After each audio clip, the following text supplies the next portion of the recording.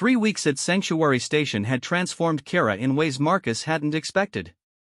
Working with researchers who treated her as a person rather than an experiment had unlocked capabilities that even the Helix scientists hadn't discovered. She could now manipulate quantum fields with precision that bordered on miraculous, and her understanding of the universe's fundamental patterns had grown exponentially. But the peace couldn't last forever.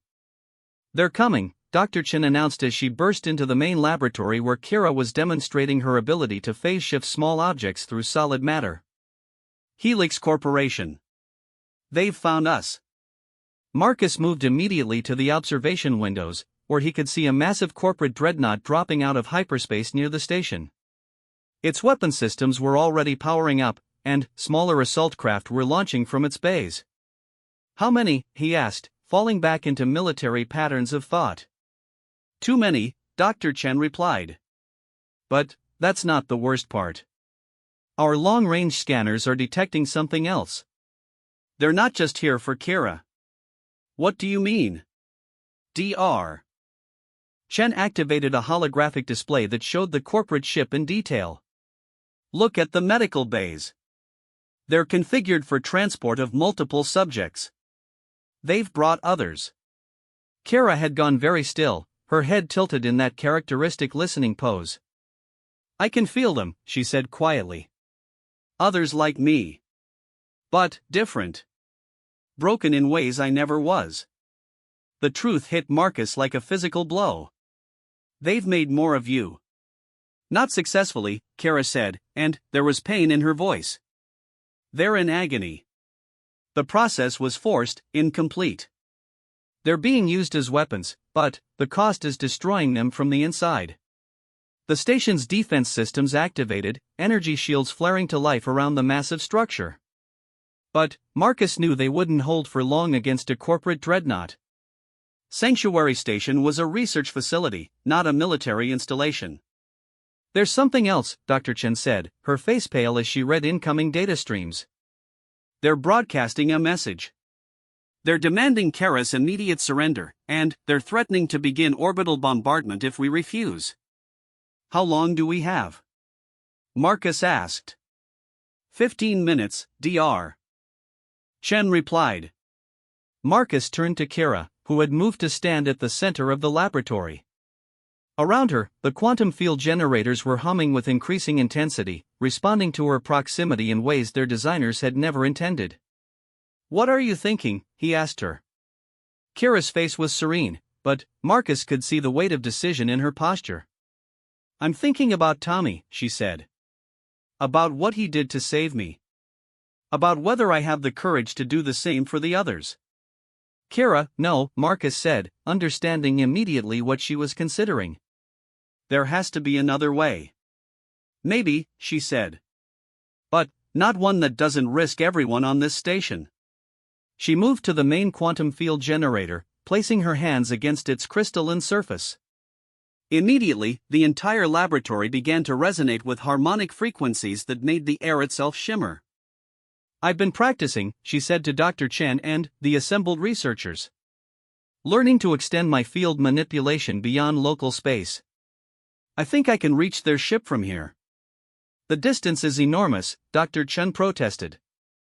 "The energy requirements alone would kill a normal human." "Yes," Kara said with a smile that was both childlike and ancient. "But I'm not normal anymore, am I?" Marcus felt a familiar sensation from his military days, the moment when a battle balanced on a knife's edge and a single decision would determine victory or defeat. "What do you need from us?" "Stay safe," Kara said simply. "And remember that I chose this." The quantum field generators throughout the station began to sync with Kara's bioelectric field, creating a resonance cascade that made the very structure of reality seem to bend around her. Through the observation windows, Marcus could see the corporate dreadnought hesitating as its sensors detected the massive energy buildup. Then, Kara reached out across space with her consciousness, and everything changed. Marcus felt it the moment she made contact with the enhanced children aboard the corporate ship. It was like feeling someone scream in a language that bypassed the ears and spoke directly to the soul. The other subjects were indeed broken, their minds fragmenting under the strain of incomplete modifications. But they were still human enough to recognize hope when they felt it. "I can free them," Kara whispered, blood beginning to trickle from her nose as she pushed her abilities to their absolute limit. "But I have to break the quantum restraints that are keeping them controlled." "The feedback might." She didn't finish the sentence, but Marcus understood. The energy required to break quantum-level restraints across interstellar distance would be enormous. Possibly fatal. "Don't," he said, moving toward her. "We'll find another way." But it was too late. Kara had already begun the process, her consciousness extending across space to touch the minds of children who had suffered as she had suffered. The quantum field around her intensified until the air itself began to glow. On the corporate dreadnought, alarms began to sound as control systems failed and the enhanced subjects broke free of their restraints. Marcus watched through the station's telescopic displays as chaos erupted aboard the enemy vessel. But the real miracle happened when the freed children, instead of turning their abilities against their captors, chose a different path. Working together with a coordination that suggested telepathic communication, they began to systematically disable the ship's weapons and propulsion systems. "They're not destroying it," Dr. Chen observed with wonder. "They're just making it harmless." Kara's legs gave out, and Marcus caught her as she collapsed. Her face was pale, but her smile was radiant. "They're free," she whispered. "All of them. And they understand now what they really are." "What do you mean?" Marcus asked, supporting her weight as medical personnel rushed to provide assistance. "We're not weapons," Kara said, her voice growing stronger even as her body remained weak from the effort. "We're not the next stage of human evolution. We're something else entirely." Through the observation windows, they watched as the corporate dreadnought's escape pods began to launch. The enhanced children were sending the Helix Corporation personnel away, choosing mercy over revenge. "What are you?" Marcus asked. Kara looked up at him with eyes that couldn't see but somehow perceived more than normal vision ever could. "We're humanity's children," she said. "Born from their dreams of transcendence, but shaped by their capacity for love." Dr. Vega thought she was creating soldiers, but she actually created something much more dangerous. "Which is?" "Proof that humans can become better than they ever imagined," Kara said. "Not through technology or genetic manipulation, but through choice. Through choosing to protect the innocent, to show mercy to enemies, to sacrifice for others." The corporate dreadnought was now completely disabled, drifting harmlessly in space. But, instead of celebrating victory, the enhanced children were using their abilities to tend to the wounded among their former captors. They had learned something that the Helix Corporation scientists never understood. Power without compassion was just destruction. But power guided by love could reshape the universe. Dr. Chen approached with a data pad in her hands, her expression thoughtful. "The other children are requesting permission to come aboard the station," she said. "They want to learn. To understand what they are and what they might become." Marcus looked at Kara, who was already smiling. "What do you think?" he asked her. "I think," Kara said, "that this is how it was always supposed to happen.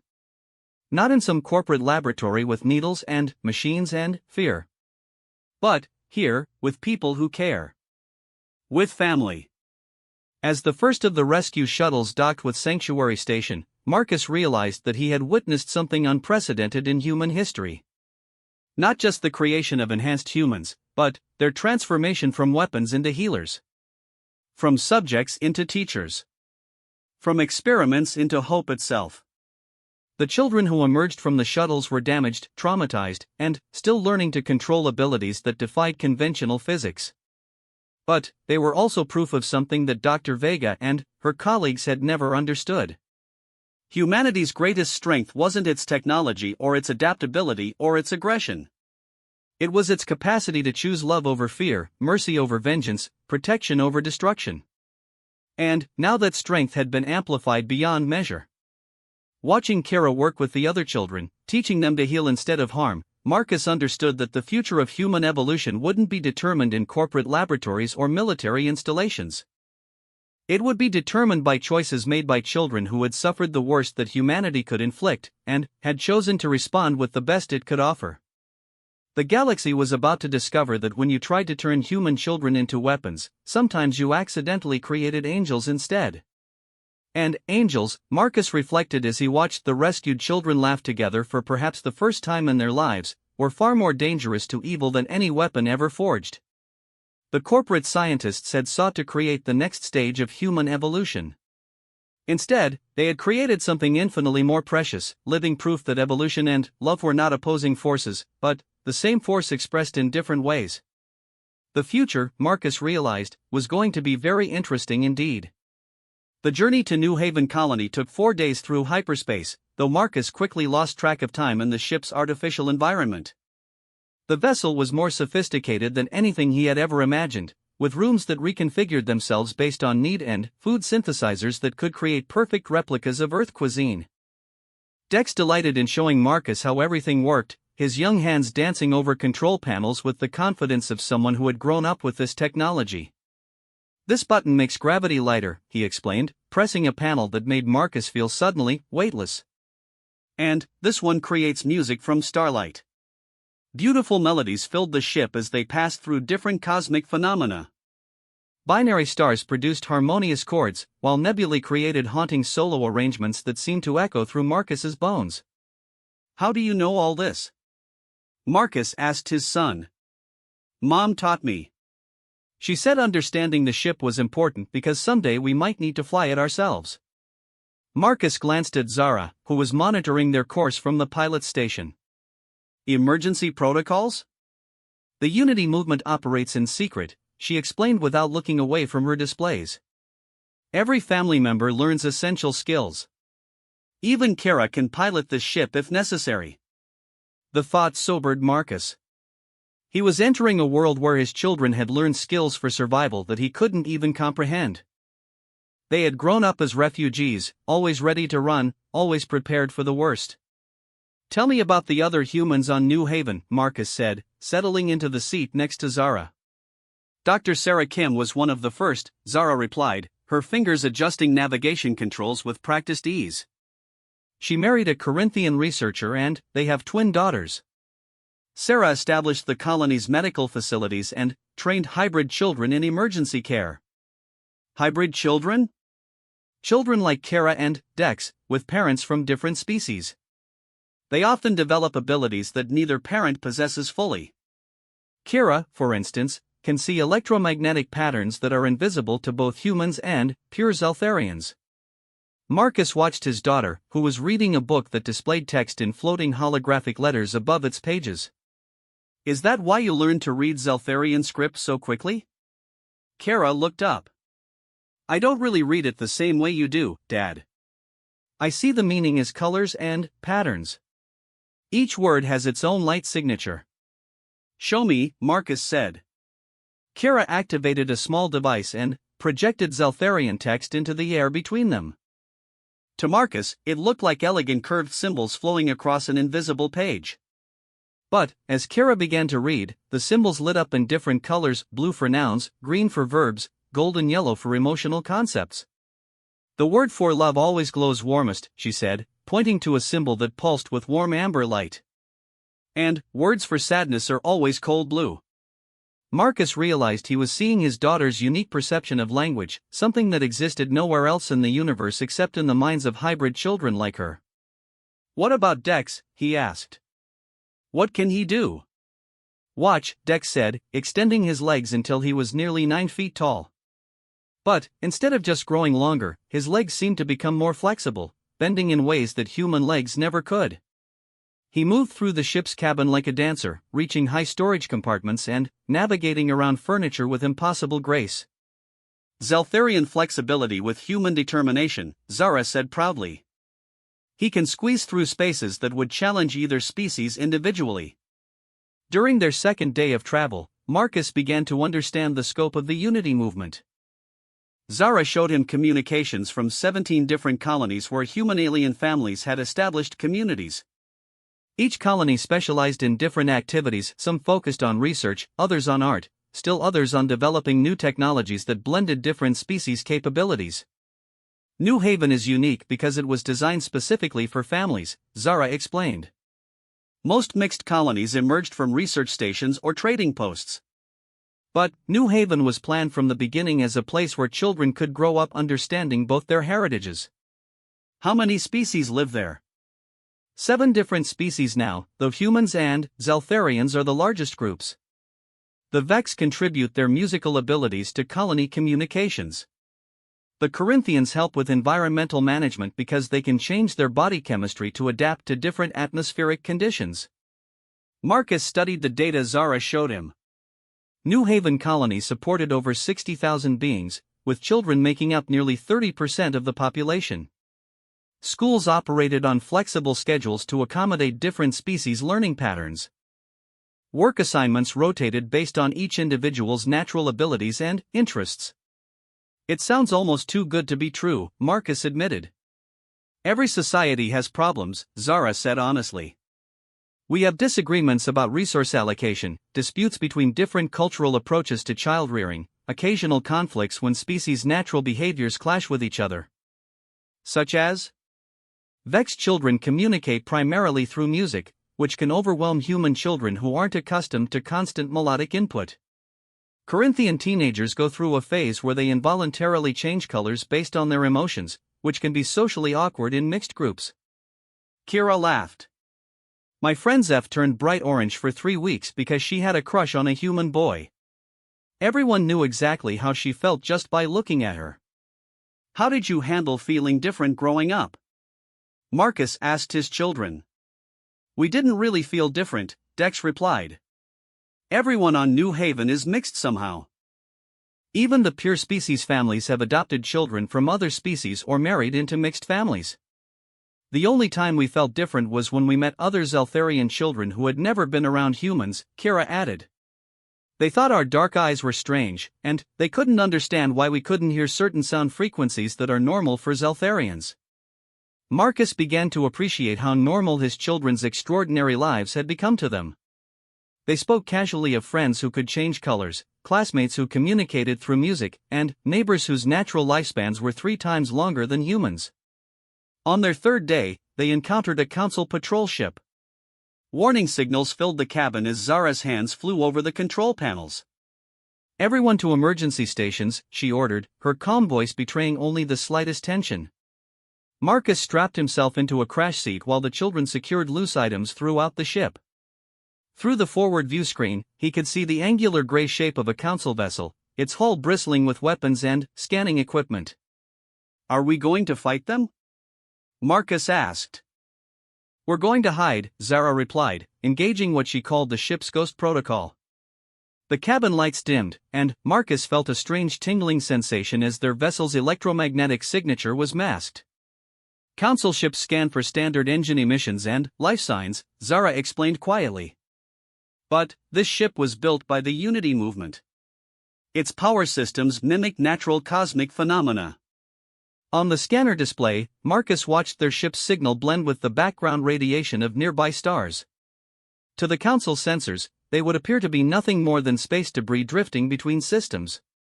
The patrol ship passed within a few thousand kilometers of their position, its sensors sweeping back and forth. Marcus held his breath, realizing that discovery would mean arrest not just for him and Zara, but for their children as well. Do they know about New Haven Colony? He whispered. They suspect that hidden colonies exist, Zara replied. But the Unity movement has been very careful to hide our locations and routes. As far as the Council knows, all mixed families either separated years ago or died attempting to escape their space. The patrol ship completed its sweep and moved on, leaving them alone in the darkness between stars. Marcus felt the tension in his shoulders slowly release. Does this happen often? Council patrols have increased over the past year, Zara admitted. They're becoming more suspicious that integration movements still exist. That's why the final separation protocol is so dangerous. Once they seal Earth's system, they'll focus all their enforcement efforts on finding and destroying places like New Haven. Marcus began to understand the real stakes of his decision to leave Earth. This wasn't just about reuniting with his family, it was about joining a resistance movement that was fighting for the right of different species to love each other freely. What happens if they find the colony? We scatter, Kara said matter-of-factly. Every family has emergency evacuation plans. We'd split up and regroup at designated coordinates in different systems. The casual way his 12-year-old daughter discussed contingency plans for their entire community being destroyed shook Marcus deeply. These children had grown up understanding that their very existence was considered illegal by the galaxy's governing authority. Are there weapons on New Haven? Marcus asked. Defensive systems only, Zara replied. The Unity movement believes that violence will only prove the Council's claims that integration leads to conflict. We protect ourselves through secrecy and mobility, not warfare. But what if secrecy fails? Zara was quiet for a long moment. Then, we hope that our example has inspired enough others that the idea of integration survives even if our particular community does not. During their final day of travel, Marcus began to understand the complexity of the society he was joining. Zara showed him educational materials about interspecies psychology, resource management for hybrid populations, and communication protocols for beings with vastly different sensory capabilities. The most challenging aspect of multi-species communities, Zara explained, is that each species has evolved different concepts of time, space, and social relationships. Humans think in terms of individual achievement and nuclear family structures. Zeltharians think in terms of community harmony and extended kinship networks. Vex organize their entire society around collaborative artistic creation. How do you make decisions when everyone thinks so differently? Very slowly and, with lots of discussion, Kira said, grinning. Colony council meetings can last for days because every perspective has to be considered. But, the decisions are usually better because they account for things that single species groups might miss, Dex added. Like when they were planning the new residential district, the human architects focused on privacy and individual space, but the Zeltharian designers realized the layout would make it hard for children to find their way home if they got lost. Marcus was struck by his children's sophisticated understanding of social dynamics.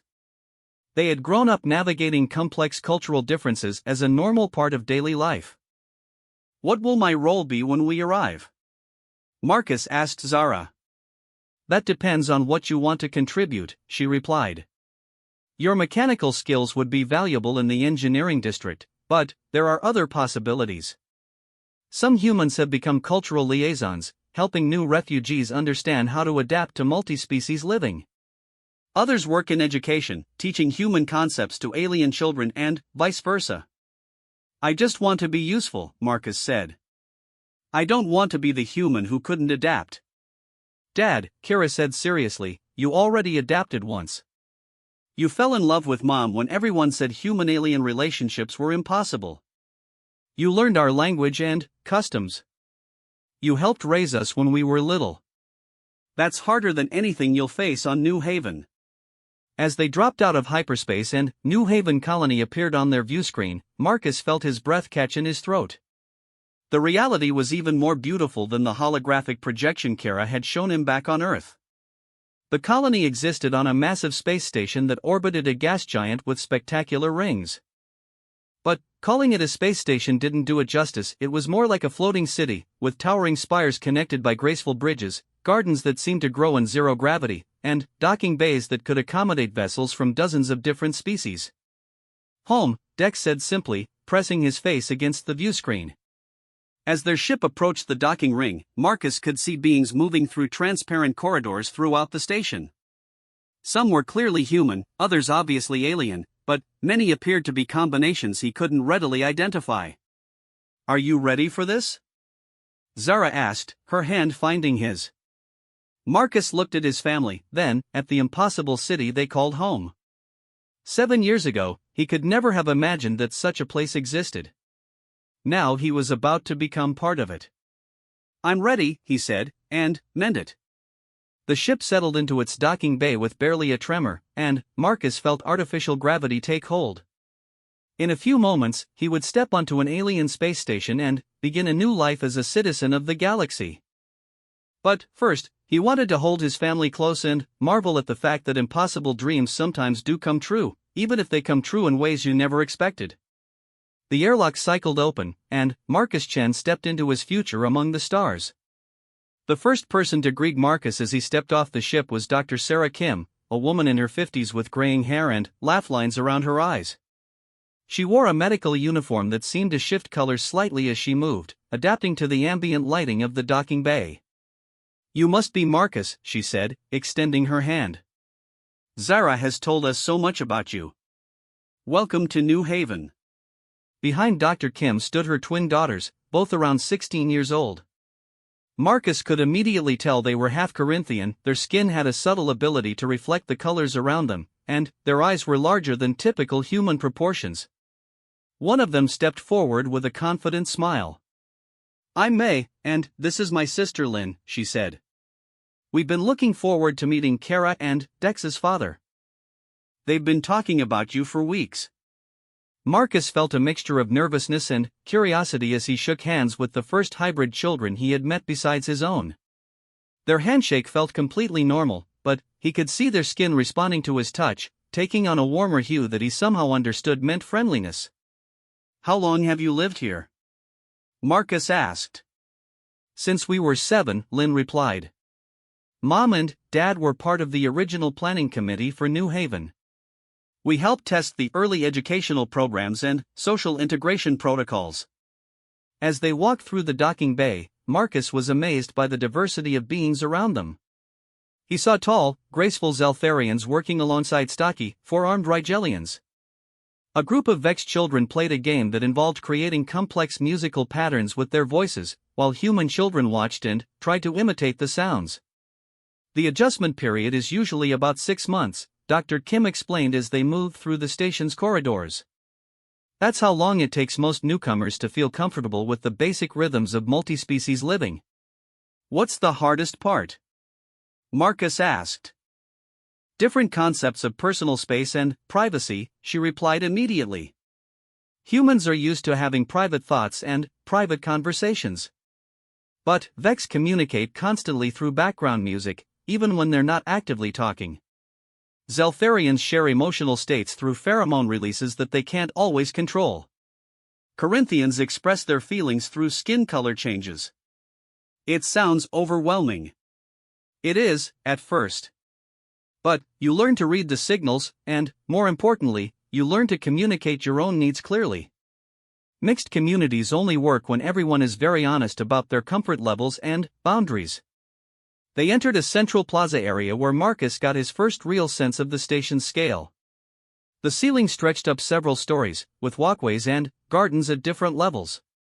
Natural sunlight streamed in through transparent barriers, though Marcus realized it must be artificial since they were in space.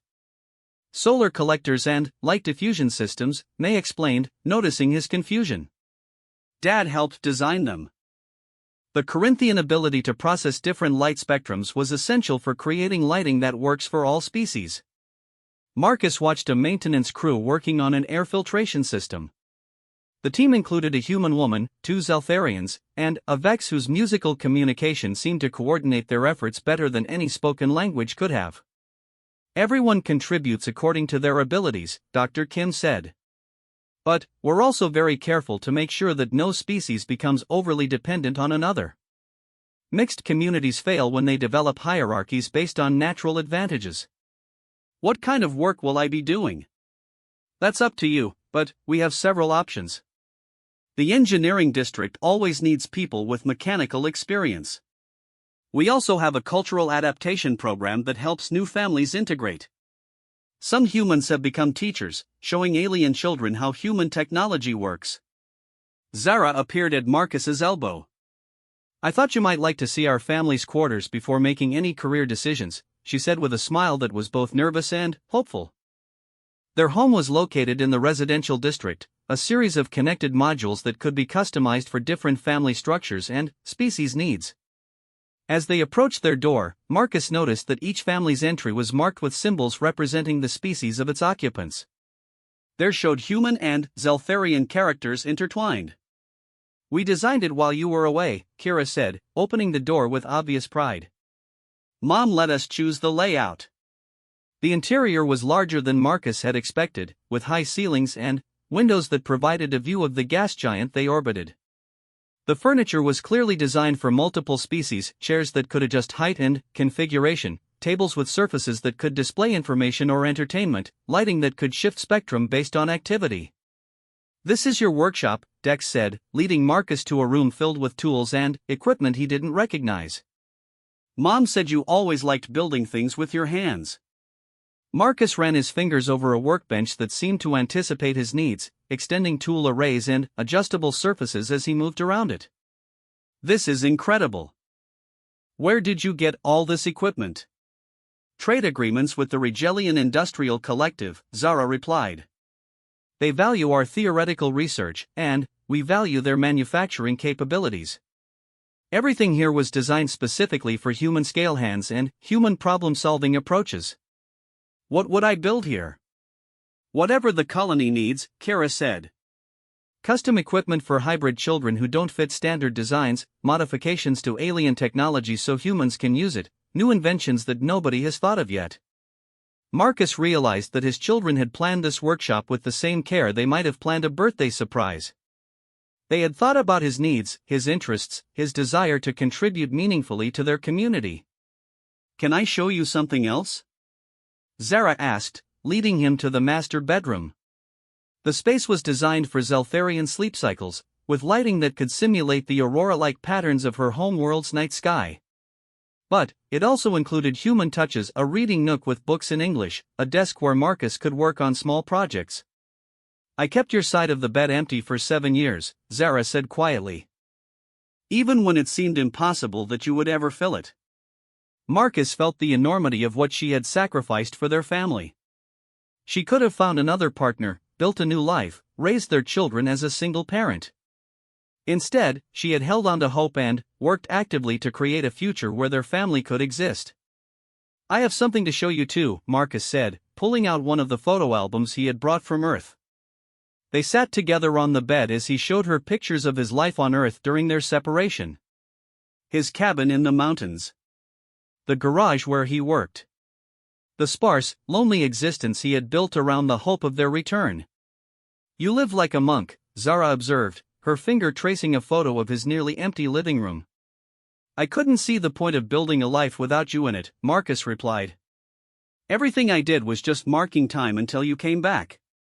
Kara and Dex joined them, curious about their father's life on Earth. They had been too young when they left to remember much about human society. "Why are all the buildings so short?" Dex asked, looking at pictures of Marcus's hometown. "Humans don't need as much vertical space as Zeltharians," Marcus explained. "And we build into the ground instead of up into the sky." "That seems limiting," Kara said. "What if you want to see far distances or feel the wind at different altitudes?" Marcus realized his children had grown up thinking of architecture as three-dimensional in ways that most humans never considered. On New Haven, buildings extended in all directions, taking advantage of artificial gravity systems to create living spaces that would be impossible on a planetary surface.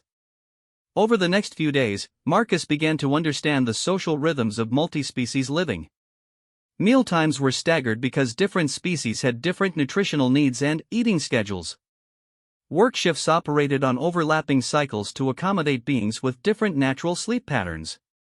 Community meetings included translation protocols for species whose communication methods didn't include spoken language. His first real challenge came when he attended a school presentation that Dex had prepared about Earth culture. Marcus sat in the back of a classroom filled with children from 7 different species, watching his 8-year-old son explain human concepts to alien minds. "Humans live on the surface of their planet instead of in underground cities or floating colonies," Dex told his classmates.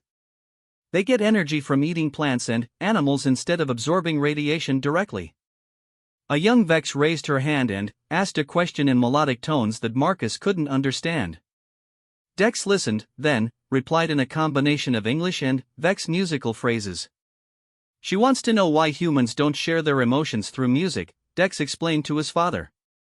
"I told her that humans use facial expressions and body language instead, but she thinks that seems inefficient." Marcus found himself trying to explain human communication methods to alien children who had never considered that emotions couldn't be transmitted directly through sound. It was both humbling and fascinating to see his own species through such foreign perspectives. The real test of Marcus's adaptation came during his first community crisis. A mechanical failure in the water recycling system threatened the station's life support capabilities, and emergency repair teams from all species worked together to identify and fix the problem. Marcus found himself working alongside a Reunited engineer whose forearms could manipulate tools in ways that seemed impossible, while a Vex technician coordinated their efforts through complex musical instructions that somehow made perfect sense in the moment.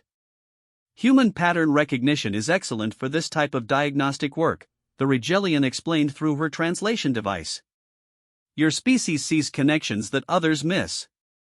Vex harmonic analysis can identify stress fractures in metal that visual inspection cannot detect, the Vex added, her words accompanied by precisely tuned frequencies that made the damaged pipes sing with different tones. Working together, they located a cascade failure in the system's pressure regulators that none of them could have found working alone. Marcus's experience with human machinery helped him understand the logical sequence of the breakdown. The Reunity's multiple arms allowed her to access repair points that would have required multiple human technicians. The Vex sonic analysis ensured that their repairs would hold under pressure. This is how integration works, Zara told him that evening as they lay in bed listening to the subtle sounds of the station around them.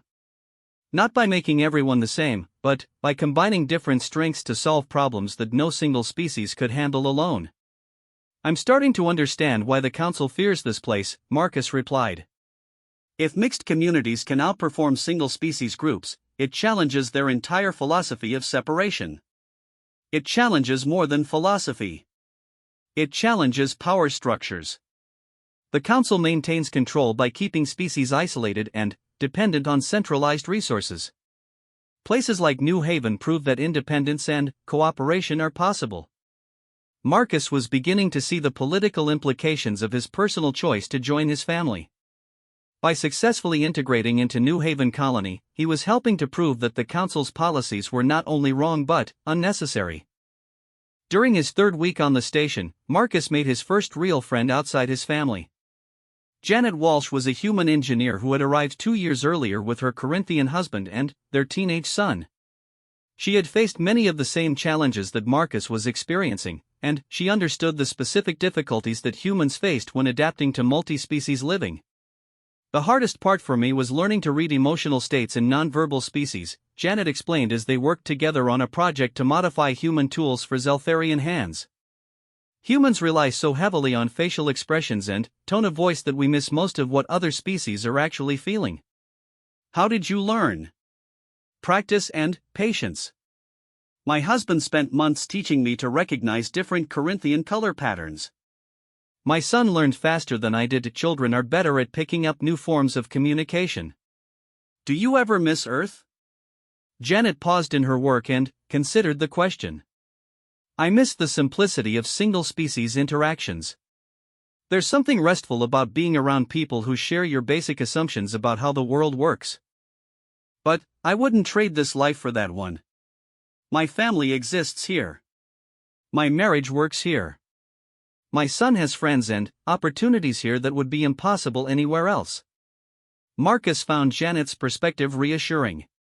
She had made the same choice he had made, and she had found ways to thrive in their new environment. What advice would you give me? Marcus asked. Don't try to become something you're not, Janet replied. Multi-species communities work because of diversity, not despite it. Your human perspective is valuable. Your human skills are needed. Don't try to turn yourself into an imitation alien. And the challenges? Learn to ask for help when you don't understand something. Learn to offer help when you can provide something others need. And remember that everyone here is figuring it out as they go along. This kind of community has never existed before. We're all making it up together. As Marcus's first month on New Haven Colony drew to a close, he realized that Janet was right. He wasn't trying to become someone else, he was discovering who he had always been underneath the limitations of single-species thinking.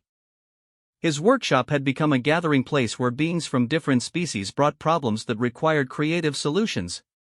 His human approach to mechanical systems, combined with alien technologies and perspectives, was producing innovations that impressed even the colony's most experienced engineers. More importantly, he was watching his children flourish in an environment where their mixed heritage was an advantage rather than a complication. Kira had been selected for an advanced program that trained hybrid children to serve as cultural interpreters between species. Dex had discovered a talent for sonic engineering, working with Vex technicians to develop new methods of using sound for construction and repair work. "Are you happy here?" Zara asked him one evening as they walked through the station's central garden, watching alien plants grow under artificial stars. Marcus considered the question. Happy wasn't quite the right word. He felt challenged, engaged, useful, loved. He felt like he was part of something larger than himself, something important and revolutionary. He felt like he was finally living up to his potential as a human being. "I'm alive here," he said finally. "For 7 years on Earth, I was just surviving. Here, I'm actually living." Zara stopped walking and turned to face him. "There's something I need to tell you. The Unity movement wants to offer you a position." "What kind of position?" "Cultural liaison and recruitment coordinator. They want you to help identify other human alien families who might be willing to join us before the final separation protocol goes into effect." Marcus felt a chill of fear and excitement. That would mean going back into Council space. Yes. It would mean traveling to different systems, making contact with hidden families, helping them understand their options. It would be dangerous work. How dangerous? If you're caught, the Council will assume you're a spy or terrorist. The penalty for that is life imprisonment on a penal world. Marcus looked around at the garden where they stood, at the impossible community that his family had helped build, at the proof that different species could live together in peace and mutual respect. "When would I start?" he asked. Zara smiled, and, in that moment Marcus realized that his decision to leave Earth had been just the beginning of a much larger journey. He had thought he was simply reuniting with his family. Instead, he had joined a movement that was fighting for the future of interspecies cooperation across the galaxy. The stakes were higher than he had ever imagined. But, so were the possibilities. 3 months after accepting the position with the Unity movement, Marcus found himself on a cloaked ship approaching the Kepler 442 system, where intelligence reports suggested a human Vex family was living in hiding on a mining station. This was his 7th mission, and he had learned to recognize the signs of families desperate for hope but terrified of taking risks. His partner for this mission was Lisa, a Vex operative whose musical communication abilities could penetrate electronic surveillance systems that might detect normal radio transmissions. She had been working with the Unity movement for 5 years, and her success rate for convincing families to join the colonies was over 80%. Remember, Lisa sang in the melodic tones that served as her species' language, Dr. Elena Santos and her partner Rithan have been hiding for almost 10 years. Their children have never known anything but secrecy and fear. Marcus nodded, checking the forged identification documents that would get them onto Kepler station. He was posing as a mechanical systems inspector, while Lisa was supposedly a musical therapist hired to work with the station's increasingly stressed population. What do we know about their situation? Elena works as a medical technician under an assumed name. Rithan provides musical therapy for the miners, but he has to suppress most of his natural Vex abilities to avoid drawing attention. Their children are 8 and 11, old enough to understand they're different, young enough to be traumatized by constant hiding. Marcus had seen this pattern before. Mixed families in hiding often develop deep psychological stress that affected every aspect of their lives. Parents became overprotective and paranoid. Children learned to suppress their natural abilities and lived in constant fear of discovery. The lucky families were eventually found by Unity movement recruiters. The unlucky ones were discovered by Council authorities. Kepler Station was a grim industrial facility built inside a hollowed-out asteroid. The miners who worked there were primarily humans and Rigelians, species with the physical durability to handle the harsh conditions and dangerous equipment. The station's population was roughly 3,000 beings, large enough for a few hidden families to avoid notice but small enough that everyone eventually met everyone else. Marcus and Lisa passed through security without incident, their forged documents holding up under casual inspection. As they were assigned temporary quarters in the station's guest section, Marcus noted the facility's layout and potential escape routes, habits he had developed over months of dangerous recruitment missions. The Santos family lives in Section C, Residential Block 7, Lisa told him quietly as they settled into their shared quarters. Elena works in the medical bay, and Rithan provides therapy sessions in the recreation center. Approach protocol? I'll make contact with Rithan first. Vex can recognize each other even when one is suppressing their natural musical communication. Once he realizes I'm not hiding my abilities, he'll know I'm either Unity movement or I'm about to be arrested by council authorities. Marcus had learned that different species required different recruitment approaches. Humans responded well to logical arguments about their children's futures and evidence of successful integration. Zeltharians were motivated by appeals to family unity and community harmony. Vex were convinced by demonstrations that they could express their true natures safely in Unity communities. The next morning, Marcus began his cover work inspecting the station's mechanical systems. He was genuinely qualified for the job, and his thorough examinations provided a legitimate reason to access different areas of the facility. More importantly, his inspections allowed him to identify potential security vulnerabilities and evacuation routes. Kepler Station's systems were old and poorly maintained, typical of mining operations that prioritized immediate profit over long-term infrastructure. Marcus noted several critical failures that could pose serious dangers to the inhabitants, but reporting them would attract the kind of attention that might compromise their mission. During his lunch break, Marcus visited the medical bay where Elena Santos worked. She was a woman in her early 40s with graying hair and tired eyes, examining a miner who had suffered a respiratory injury from prolonged exposure to asteroid dust. Recommendation is reduced work schedule and protective breathing apparatus, Elena told her patient in accented English. The station's medical supplies include basic respiratory aids, but you'll need to request them through your supervisor. Marcus could see immediately that Elena was an excellent medical technician, but her natural authority and confidence were constrained by her need to remain inconspicuous. She moved through the medical bay like someone trying to be helpful without being noticed, a balance that was clearly exhausting for her. As Elena finished with her patient, Marcus approached the reception desk and requested a routine health inspection form, the kind of document that would give him a legitimate reason to speak with medical staff.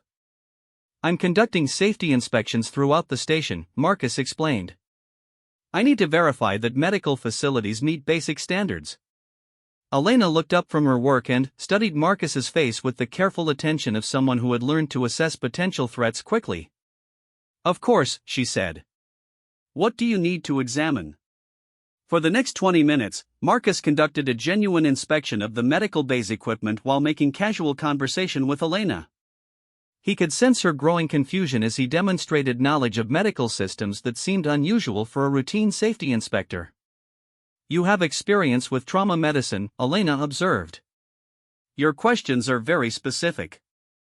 I've worked on stations where medical emergencies were common, Marcus replied, which was true enough. I learned to recognize the difference between adequate medical facilities and truly prepared ones. And what's your assessment of our facilities here? Marcus looked around the medical bay, noting the outdated equipment and limited supply inventory. Adequate for routine care, potentially insufficient for serious emergencies. But that's probably typical for mining operations. Elena nodded grimly. We do our best with what we have. Marcus sensed an opening. You sound like someone who's had to work with limited resources before. For a moment, Elena's careful mask slipped, and Marcus saw exhaustion and frustration in her expression. Every medical professional has to adapt to less than ideal conditions, she said carefully. Some more than others, Marcus replied gently. Some people have to work under constraints that have nothing to do with equipment or budget. Elena's eyes sharpened, and Marcus knew she was trying to determine whether he was making a pointed comment or just engaging in casual conversation. This was the critical moment in any recruitment approach, the point where the hidden family had to decide whether to trust a stranger with their secret. Before Elena could respond, the medical base communication system activated with an announcement about shift changes. The moment of potential connection was broken, and Elena's professional mask slipped back into place. "I should return to my duties," she said politely. Marcus completed his inspection and left the medical bay, knowing that Elena would spend the rest of the day wondering about their conversation. The seed of possibility had been planted, but it would require careful cultivation to grow into trust. That evening, Lisa made her approach to Reunited during his therapy session in the station's recreation center. Marcus positioned himself in the center's common area where he could observe the interaction without appearing to eavesdrop. Reunited was leading a group of miners through a stress reduction exercise that involved simple vocal harmonies. Marcus could see that he was using only the most basic Vex musical techniques, keeping his natural abilities so suppressed that the therapy was probably only marginally effective. As the session ended and the miners dispersed, Lisa approached Reunited and asked about signing up for individual therapy sessions. When he invited her to his small office to discuss scheduling, Marcus saw her subtly shift into full Vex communication mode. The change was dramatic. Lisa's voice became a flowing melody that seemed to harmonize with itself, creating complex musical patterns that conveyed meaning through pitch, rhythm, and harmonic structure.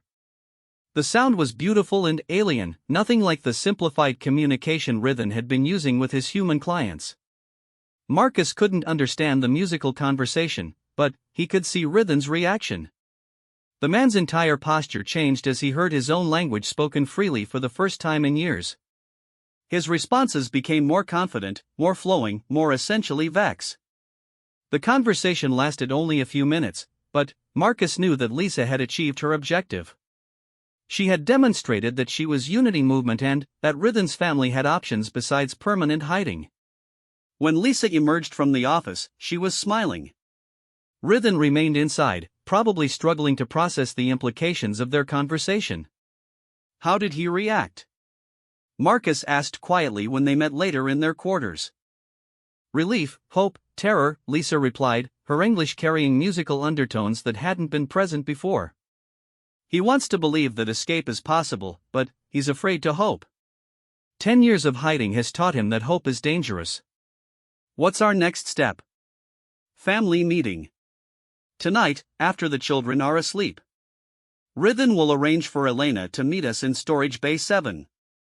It's isolated enough for a private conversation. Marcus spent the evening reviewing everything they knew about the Santos family situation. Elena's medical skills would be valuable on any Unity colony, and Reunited's musical therapy abilities were desperately needed for communities dealing with interspecies stress. But the children's ages meant this was their last chance for a normal integration period. Much older, and they would struggle to adapt to the freedom and openness of Unity communities. Storage Bay 7 was a cavernous space filled with mining equipment and supply containers. Elena and Reunited arrived separately, both looking nervous and suspicious. Marcus could see that they had prepared for the possibility that this meeting was a trap. "Thank you for coming," Marcus said quietly.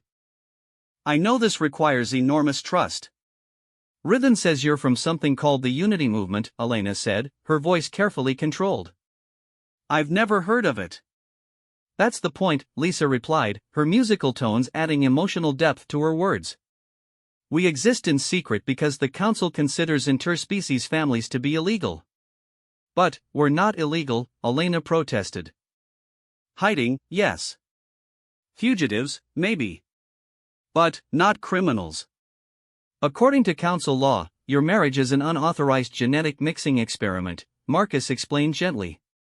"Your children are considered contamination of pure species lineages. If you're discovered, Elena will be charged with participating in illegal biological research. Reunited will be charged with corrupting human genetic material.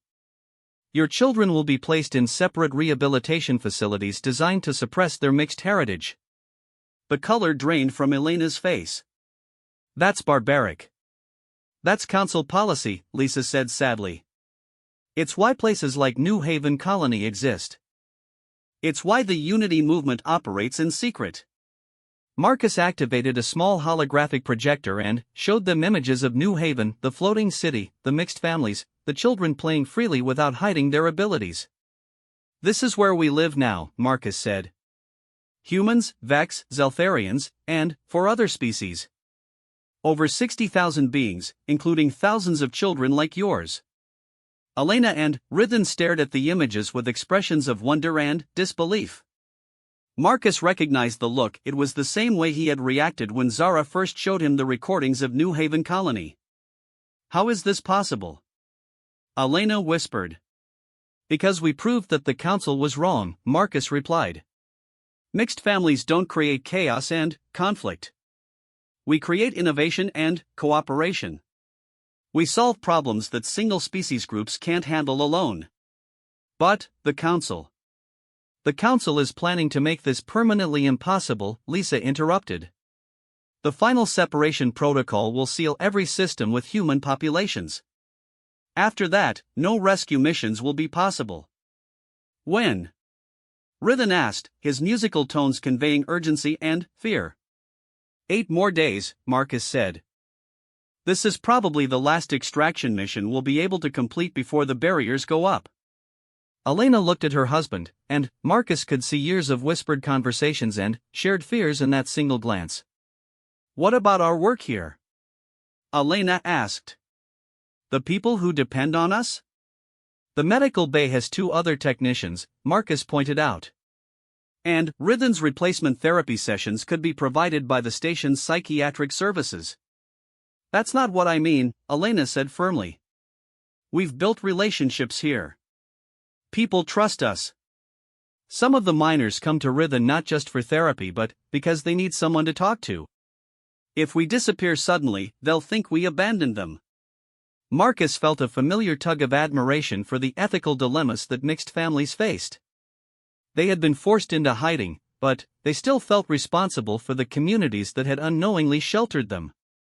"There are ways to manage a transition," Lisa suggested. "Medical emergencies that require extended treatment elsewhere. Family circumstances that force relocation. People understand that life sometimes requires sudden changes." "What about our children?" Rithan asked. "They've never known anything but hiding. How will they adapt to openness?" Marcus smiled, remembering his own children's reaction to New Haven Colony. "Children adapt faster than adults. Your kids will probably struggle more with having been hidden for so long than with learning to live freely." "And if we're caught during the extraction?"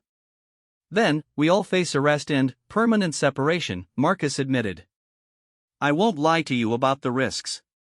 But I will tell you that we've completed over 40 successful extractions with only 2 near misses and no captures." Elena and Rithan looked at each other again, and Marcus could see them having an entire conversation through facial expressions and subtle gestures. "We need to discuss this privately," Elena said finally. "Of course. But remember that we have very limited time. Our ship needs to leave this system within 36 hours to avoid the next council patrol sweep." As Elena and Rithan left the storage bay, Marcus felt the familiar tension of waiting for a family's decision. Some families needed hours to choose, others made the decision instantly. The Santos family had been hiding for 10 years, they would need time to believe that escape was truly possible. The next morning brought crisis.